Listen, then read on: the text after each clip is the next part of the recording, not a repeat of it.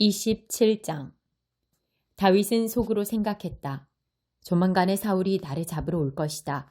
내가 할 수 있는 최선은 블레셋 땅으로 피하는 것이다. 그러면 사울은 가망 없다고 생각하며 이스라엘 구석구석에서 나를 쫓는 일을 포기할 것이다. 그렇게 해야 그의 소나귀에서 아주 벗어나게 될 것이다. 다윗은 부하 600명과 함께 가드 왕 마옥의 아들 아기스에게로 내려갔다. 그들은 가드로 이주하여 아기스와 함께 그곳에 정착했다. 각자 자기 가족을 데리고 갔다. 다윗도 두 아내 이스라엘 사람 아히노암과 나발의 아내였던 갈멜 사람 아비가일을 데리고 갔다. 사울은 다윗이 가드로 도망했다는 말을 듣고 추적을 멈추었다.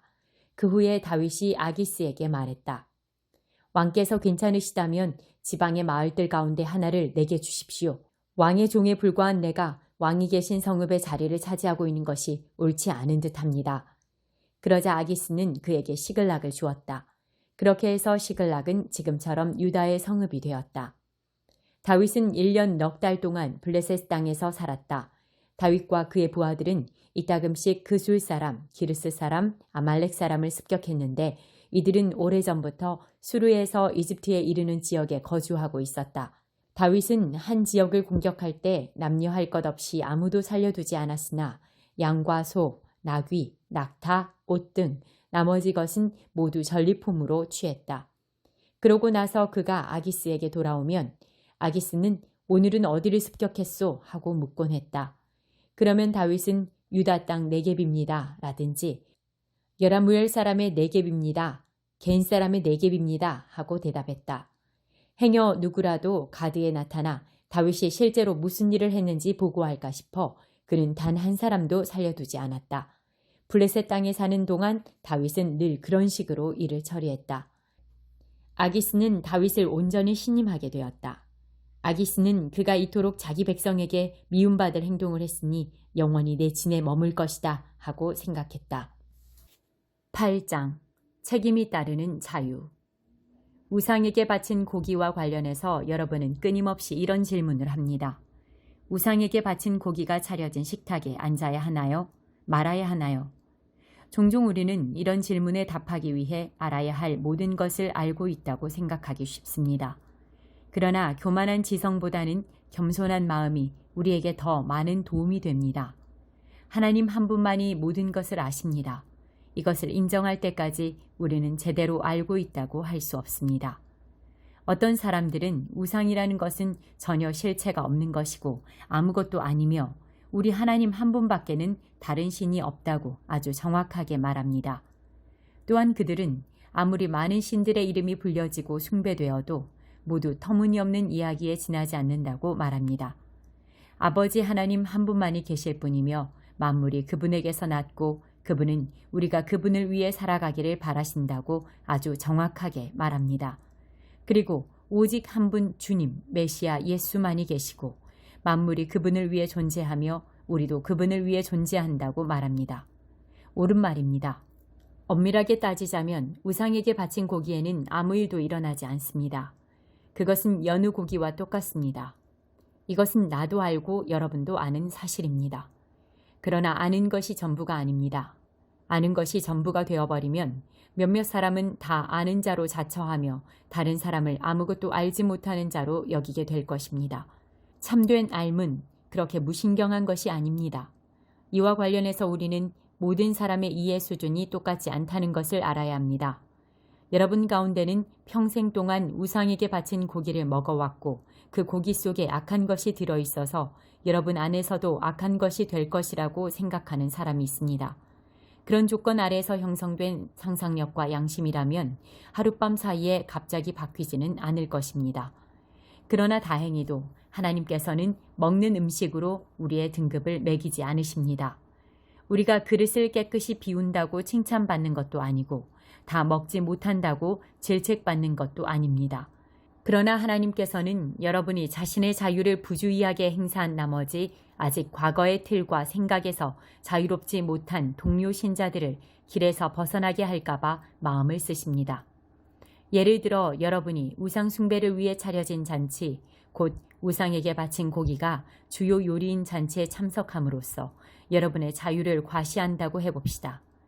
만일 그 문제로 고민하던 어떤 사람이 평소에 여러분을 지적이고 성숙한 사람으로 여겼는데 그 잔치에 여러분이 참석하는 모습을 본다면 커다란 위험이 되지 않겠습니까?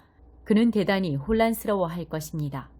어쩌면 그는 자기 양심이 하는 말이 틀렸다고 생각하며 불안해할지도 모릅니다.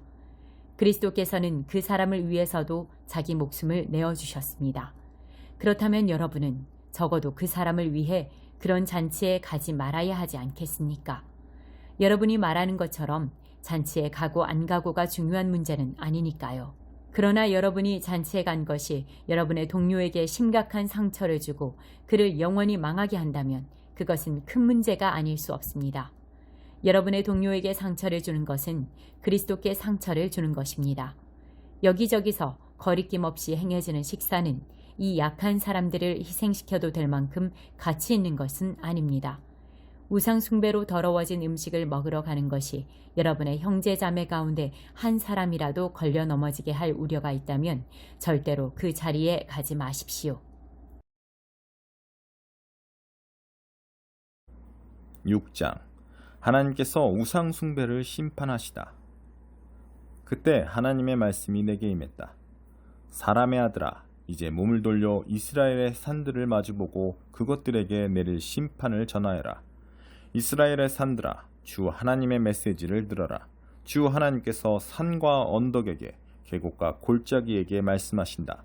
나는 너희가 신성하게 여기는 산당을 없애버릴 것이다. 너희의 제단을 허물고 태양신 기둥들을 무너뜨리며 우상들에게 절하는 너희 백성을 죽일 것이다. 내가 이스라엘 백성의 시체를 너희 우상들 앞에 쌓아놓고 그 뼈를 산당 주변에 흩뿌릴 것이다. 너희가 살았던 모든 곳과 성읍들이 폐허가 될 것이며 이방 산당들이 파괴될 것이다.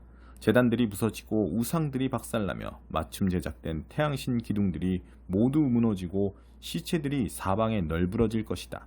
그제야 너희는 내가 하나님인 줄 알게 될 것이다. 그러나 나는 소수의 사람들을 살려 여러 이방 땅과 민족들 가운데 흩어져 살게 할 것이다. 그들은 전쟁 포로로 잡혀간 낯선 나라에서 나를 기억할 것이다.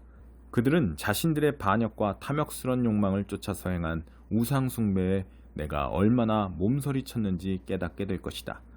자신들이 걸어온 악한 길과 하나님이 역겨워한 그 삶을 역겨워하게 될 것이다. 그들은 내가 하나님인 줄 알게 되고 그들을 심판하겠다고 했던 나의 말이 허풍이 아니었음을 알게 될 것이다. 주 하나님이 말한다. 너는 손뼉을 치고 발을 구르며 아니 이럴 수가 하고 소리쳤다. 이스라엘의 만연한 역겨운 악행들을 보며 소리쳐라. 그들은 칼에 맞아 죽고 굶어 죽고 전염병에 걸려 죽을 것이다. 사방이 죽음 천지가 될 것이다. 사람들의 목숨이 파리 목숨 같아지리라. 먼 곳에서 쓰러져 죽고 가까운 곳에서도 쓰러져 죽고 도성의 남은 자들은 굶어 죽으리라. 이유를 묻느냐?